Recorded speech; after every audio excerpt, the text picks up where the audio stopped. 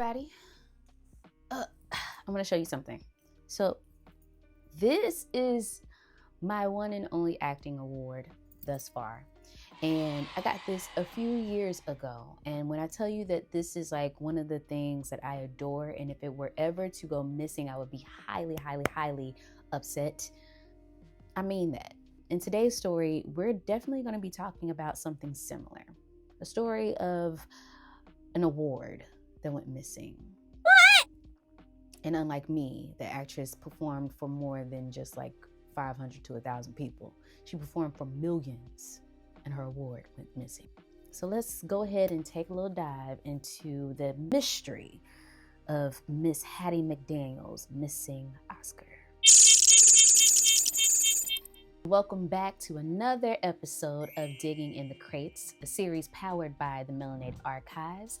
This is where we dig deep into the untold stories of iconic Black actors and the movements that shaped our understanding of Black media, theater, television, and film.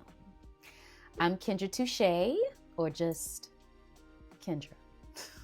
Actress, podcast host, and the creator of the Melanated Archives and the Melanated Archives podcast. Today, y'all, stick around because we are uncovering a story that's a mix of triumph, legacy, and mystery. Miss Hattie McDaniel's missing Oscar. And yes, you don't have to replay that part again because I'll do you the honors. We are talking about Hattie McDaniel's missing Oscar. That's right. The Oscar we've seen pictures of, the Oscar that history books and social media influencers talk about on various platforms all the damn time. Hell, the Oscar that you all are Googling at the same time that you're probably watching this video. The Oscar that Queen Hattie McDaniel won in 1940 for Gone with the Wind went missing. And we're going to find out the full story. Well, maybe not the full story, but at least part of it. Hattie McDaniel wasn't just an actress, she was a trailblazer. Born in 1893 in Wichita, Kansas, to formerly enslaved parents, Hattie overcame the harsh racial and societal barriers of her time to carve out a groundbreaking career in Hollywood for herself. Now, she became the first Black woman to win an Oscar for her role in the 1939 film Gone with the Wind, where she portrayed Mammy. A racist stereotype for many. However, we can't deny that it was that role that solidified her place in cinema history. Now, Hattie's journey to the top wasn't easy. Go figure. She fought against being typecast and struggled with racism in Hollywood like everybody today, yet she brought dignity and nuance to every performance despite those stereotypes that often defined her roles, as well as those of her peers. Now, let's go ahead and cut to February 29th of 1940. Now, that date marked the 12th Academy Awards. Hattie McDaniel made history, becoming the first Black person ever to win an Oscar. That night, Hattie had to sit at a segregated table in the back of the room, separated from her co-stars in the film. The Coconut Grove in Los Angeles, where the ceremony took place, had a strict no Blacks policy. And it wasn't until Gone with the Wind producer, David Selznick, called in a favor that McDaniel was even allowed to enter into the building. It should also be noted that the same producer, David Selznick, had previously tried and failed to get McDaniel into the premiere of Gone with the Wind in 1939. Now, that event was held in Atlanta.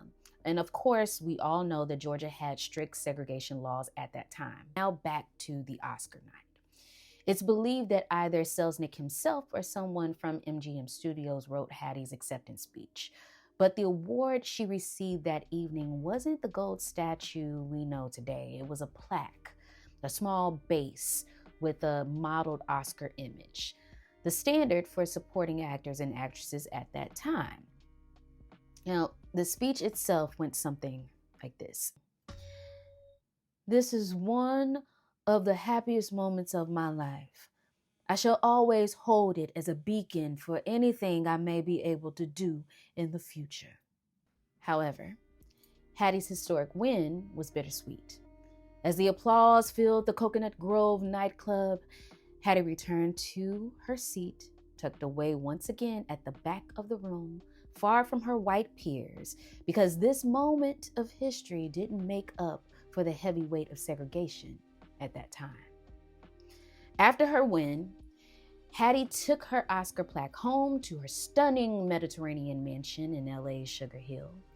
Years later, Ruby Goodwin, Hattie's secretary, recalled seeing it tucked away in a special room, a cherished item among other mementos.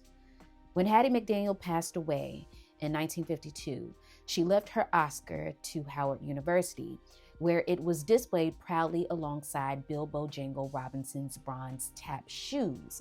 But sometime after the 1960s, it disappeared without a trace.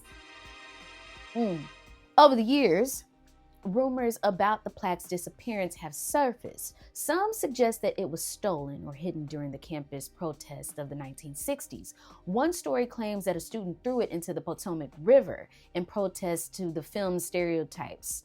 However, there's no solid evidence to back either of these theories up. Some believe actor and Howard alum Lee Whipper, who donated various items to the university around the same time, might have been involved in its disappearance. Now, despite the decades of speculation, no one has seen the plaque in over 50 years. Was it missing during a move?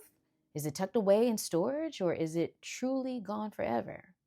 This is the question, or questions. Hattie McDaniel's Oscar was more than just an award. It represented a monumental achievement in an industry that still struggles with diversity and representation. Hattie's influence laid the foundation for generations of Black actors who followed her, like myself. And while we still don't know where the original Oscar plaque is, in 2023, the Academy of Motion Picture Arts and Sciences did something incredible. They issued a replacement Oscar, which was returned to Howard University, where it will inspire future generations of artists and activists alike. It may not be the same one that Hattie held that night, but it's a powerful symbol of her legacy that can now be honored properly. But what does this say about how we value Black achievement, that this historic artifact went missing in the first place? Hattie's great grandnephew, Kevin John Goff, said it best. After all this time, it hasn't shown up on eBay. It could be at the bottom of the Potomac River or hidden in a forgotten box somewhere. Hattie McDaniel broke barriers, but her story also speaks to the struggle of preserving Black history. What can we do to ensure these legacies are protected for future generations? So that there's no need to replace awards, or better yet, that it doesn't take 83 years to replace something of such great significance.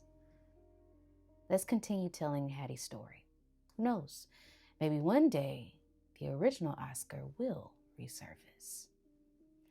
Thank you so much for joining me today. If this story inspires you, don't forget to like, share, and subscribe for more episodes of Digging in the Crates. And until next time, keep digging, keep learning, and keep uncovering the stories that move us. Don't forget to check out the Melanated Archives podcast, link in the description below.